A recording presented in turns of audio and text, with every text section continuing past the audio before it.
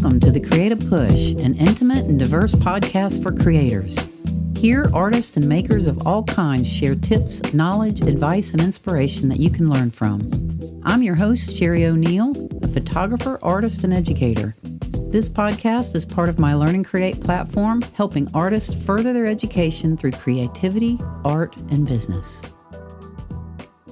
Today I have Kerry Woo. He is a photographer, but he's also a Lego master. Welcome. It's great to be here, Sherry. Thank you. I'm deeply honored. And thank you for what you're doing for the creative community here in Nashville. It's such a great service. Kerry, tell me about yourself as a child. Did you know you were going to be on a creative path? Well, I'm first generation Chinese. I come from a large family. I have 3 brothers, 3 sisters. My dad was a 4-star chef, so he's very creative with his food. When I was growing up, I used to daydream quite a bit in school. I always dreamed of being a car designer and used to draw model cars and built a ton of model cars. And then through junior high, high school, did a lot of art. I always thought I'd be this famous graphic artist. Peter Max was quite an influence on me. I actually thought I would go to Virginia Commonwealth University in Richmond, Virginia, where I'm from, and major in being a creative artist. But when I found out it was going to be an 8-year thing, I said, nope, I'm going to take the path of skip college and do the path of earn while you learn. Interesting thing, in Richmond, they had this new thing called a technical school. And being an artist,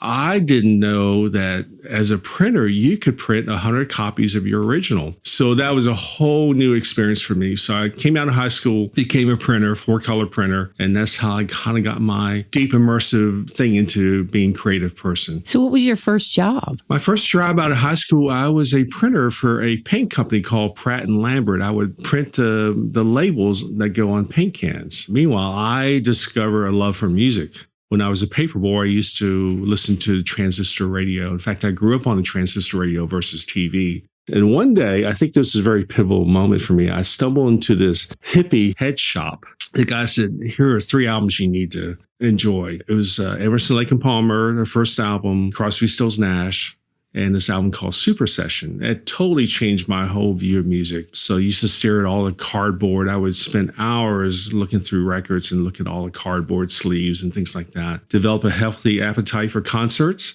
Probably when I was growing up, living in Atlanta then, I probably spent every bit of my disposable income on concerts. And when did you come to Nashville, and what was it that brought you here? I went to work for a music store, and I didn't know that record companies would come by and drop off a bunch of posters, and you would create a little display around a merchandising thing. They also had some contests. I won a couple of those contests. At the time, Warner Electro Atlantic, which was part of the record company, Warner Brothers Electro Atlantic Records, they had a distribution arm.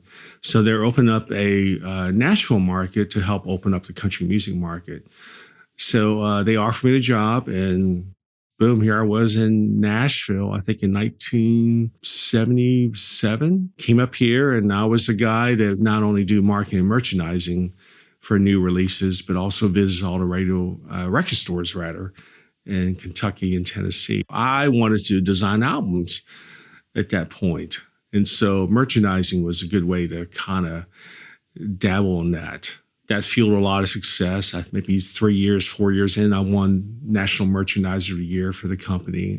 That was great. Atari came on board, was a sister company in 1980. We launched MTV. And then, of course, gasoline prices went up and people decided, well, should I buy gasoline or records? And that was kind of like the end of the record phase. So from there you transitioned, right? I began to start seeing everything visually. How can you walk into a record store and it looks like nothing, but you're selling nothing but cardboard. How can you create a display that would compel consumers to pick up an album? And then you combine that visibility with in-store play. And so that was gratifying to see. It led to a love of photography as well, because I would always have to take pictures of the displays I created. So you started kind of in the music industry working for the record label, and then you moved into more technology-driven. I started a graphic design firm when the Macintosh 128 came out. I bought into this whole desktop publishing thing. I could do black and white newsletters and business cards and what have you. And that was a really neat time because I was able to be a stay-at-home dad for like 7 years. and raised my kids at home. And that was fun. Then later I went to work for an actual record company as a production manager. AT&T offered me a job to be an internet trainer. When the iPhone came out, Google was just starting to get on its feet. And so I would go out with Yellow Page reps and talk to them about the internet. So I became an internet guru. And then when I left the corporate world, I became a blogger and took tons of photos. What was your subject matter when you switched over? Making people smile, whimsical things, people, places, and things. I stayed away from anything controversial. It was always what's bizarre, what's unique. I still do a lot of photography. You kind of specialize in interiors. Yeah, I used a 3D camera called Matterport. Again, I'm kind of early adopter. And then COVID hit.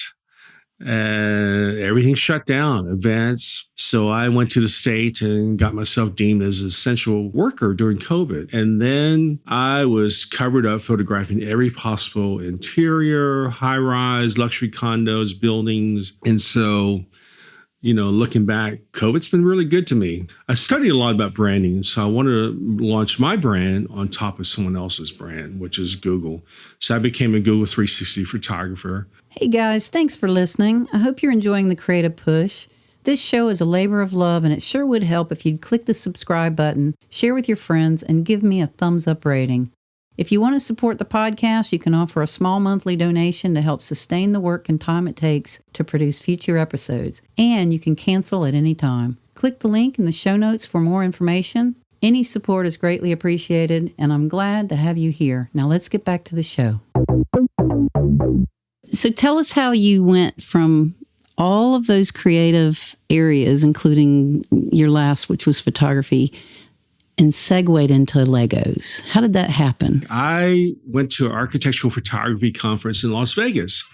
And one of my influences, Mike Kelly, he's an LA architectural photographer. He gave an inspiring talk about how we should all have a creative outlet, maybe a different kind of photography or something else. I came away inspired. It was November, December, and I said, it's kind of slow time. I'm always thinking about the next year. And when I came home, I saw this postcard. It came in the mail about a 10th annual Lego contest at the National Public Library. And I noticed it was sponsored by a construction company. And again, my wheelhouse then was architectural. I said to Becky, my wife, I need to enter this, but I need to win it.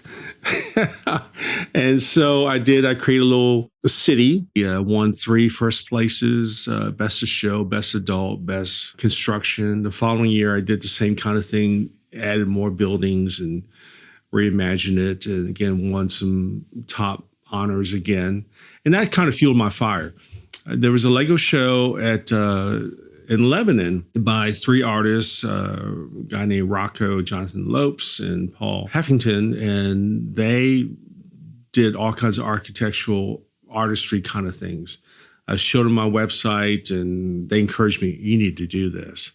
And so I started building things like crazy, went in yard sales, got parts everywhere. And then I met this guy, Patrick, through the Tennessee Valley Legos users group. They were taking auditions for Lego Masters. Season 2, which I didn't feel like, no, that's nice, but thank you. I'm so inexperienced. Well, season 3 rolls around this past year. And so we decided to go ahead and try out for it. And after a long, arduous process of 6 months, we got cast as in season 3 as the grandpappies. Out of thousands of applications, we went through that process. And so it's great to be a season 3 contestant. They call it a competition, but really when you're teamed up with 12 other teams and everybody just wants to have fun with Lego and build some amazing things, we had a great time on the set from morning to night. Certainly being with Will Arnett, Brickmasters, Jamie, and Amy from Lego, and meeting friends all across the country and Canada. We still stay in touch every day. I think I've come full circle, doing things from model cars with plastic, building things with using imagination. When I drive down the street, I see buildings that look like Lego. I just want to reconstruct things and make them better. I think the best thing is going to these Lego shows and being quite the influence that you can on little kids.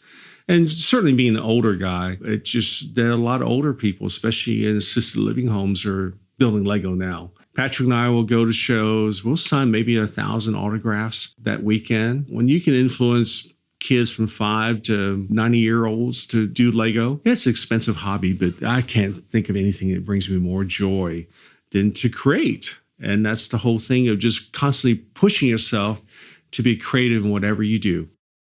What is the one thing you wish you had known when you got started in any of these creative fields? Is there anything that you wish you had known ahead of time? Maybe time management, or maybe not being so impulsive. Certainly in photography, it's always the gear, phones, technology, just jumping in. Sometimes it was just the eye candy of things. Got to have this. And then I buy it, and then it sits on a shelf for maybe a year, and you're glad you got it when you need it. So if anything, I'm kind of a digital hoarder and a gear hoarder. And do you have any failures?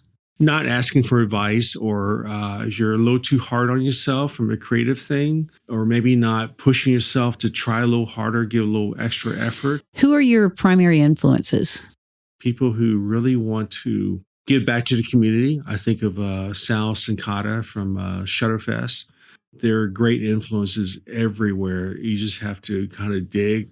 Certainly read books, look at YouTube videos, get to hang out with other creatives such as yourself. With Legos, is it possible to have your own technique? And if so, what do you think your technique is? I would say 90% of my builds are custom, or what they call MOCs, M-O-C, my own creation. I like replicating things. I even did a model of the very house we're living in now. I had a commission where there was a Morningstar boat for the Seventh-day Adventists. It was a missionary boat that came down to Mississippi, but all they had was an old black and white photograph of it. So they commissioned me to recreate that in Lego, and it's like 4 foot long and so many inches high, 20 inches high. So now it sits in the museum in Huntsville. What motivates you? I think just the passion for excellence to create. And certainly being nocturnal, I operate on 4 hours sleep, so I have a lot of time to create. I enjoy making people smile. What's your biggest struggle? Just time. Again, I mentioned earlier, time management, not knowing when to quit, not knowing when to give up, walk away from a project, and only come back and get inspired again. I think it's just the older I get, the more I just want to embrace. But I think Lego will probably be my last creative stop. Because I'm grateful to not only have the support of my family, but also feel like I've done a lot of it. You know, woodworking, technology, arts and crafts. But I think Lego will just kind of go on forever. Where do you see your future with Legos?